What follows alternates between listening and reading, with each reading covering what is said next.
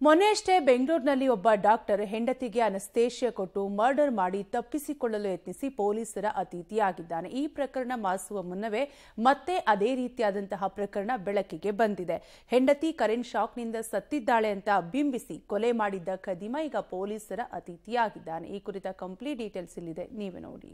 ಶೀಲಾ ಶಂಕಿಸಿ ಗಂಡನಿಂದ ಹೆಂಡತಿ ಕೊಲೆ, 9 ತಿಂಗಳ ದಾಂಪತ್ಯ ಜೀವನ ಅಂತ್ಯ, ಕೊಲೆ ಮಾಡಿ ಕತೆ ಕಟ್ಟಿದ್ದ ದುಷ್ಟಗಂಡ. ಎಸ್, ಕಳೆದ 2 ದಿನಗಳಿಂದ ಡಾಕ್ಟರ್ ಮರ್ಡರ್ ಕೇಸ್ ಇಡೀ ಬೆಂಗಳೂರು ನಗರವನ್ನೇ ಬೆಚ್ಚಿ ಬೀಳಿಸಿತ್ತು.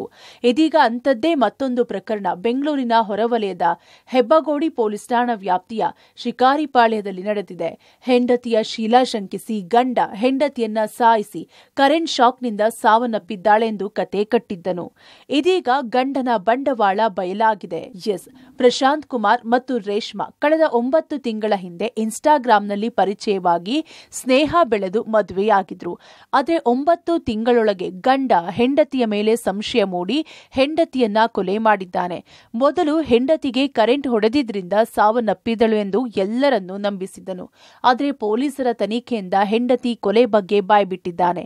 ಇದೀಗ ಪೊಲೀಸರ ಅತಿಥಿಯಾಗಿದ್ದಾನೆ. ಇನ್ನು ಮೃತ ರೇಷ್ಮಾಗೆ ಪ್ರಶಾಂತ್ ಜೊತೆ 2ನೇ ಮದುವೆಯಾಗಿದ್ದು, ಮೊದಲ ಗಂಡ ಸಾವನ್ನಪ್ಪಿದ ನಂತರ ರೇಷ್ಮಾಗೆ ಇನ್ಸ್ಟಾಗ್ರಾಂನಲ್ಲಿ ಪ್ರಶಾಂತ್ ಪರಿಚಯ ಆಗಿದ್ದನು.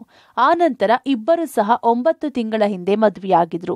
ನಂತರ ರೇಷ್ಮಾ ಮೇಲೆ ಶೀಲಾ ಶಂಕಿಸಿ 15ನೇ ತಾರೀಕಿನಂದು ಗಂಡ ಪ್ರಶಾಂತ್ ರೇಷ್ಮಾಳ ಕತ್ತು ಹಿಸುಕಿ ಕೊಲೆ ಮಾಡಿದ್ದಾನೆ. ನಂತರ ಮೃತದೇಹವನ್ನ ಬಾತ್ರೂಮಿನಲ್ಲಿ ಹಾಕಿ ವಾಟರ್ ಹೀಟರ್ ಆನ್ ಮಾಡಿಬಿಟ್ಟು ಅಲ್ಲಿಂದ ಪರಾರಿಯಾಗಿದ್ದನು. ತನಿಖೆಯ ವೇಳೆ ಕೊಲೆಗಾರ ಸಿಕ್ಕಿಬಿದ್ದಿದ್ದಾನೆ. ಒಟ್ನಲ್ಲಿ ಕೊಲೆಗಾರ ಎಷ್ಟೇ ಬುದ್ಧಿವಂತ ಆದ್ರೂ ಪೊಲೀಸರ ತನಿಖೆಯಲ್ಲಿ ಸಿಕ್ಕಿಬಿದ್ದು ಇದೀಗ ಕಂಬಿ ಹಿಂದೆ ಸೇರಿದ್ದಾನೆ. ಉಪ್ಪು ತಿಂದವನು ನೀರು ಕುಡಿಯಲೇಬೇಕು ಎನ್ನುವುದಕ್ಕೆ ಇದು ತಾಜಾ ಉದಾಹರಣೆಯಾಗಿದೆ. ಅಂಬರೀಶ್ ಮಂಜು, ಪಬ್ಲಿಕ್ ಟಿವಿ, ಆನೇಕಲ್.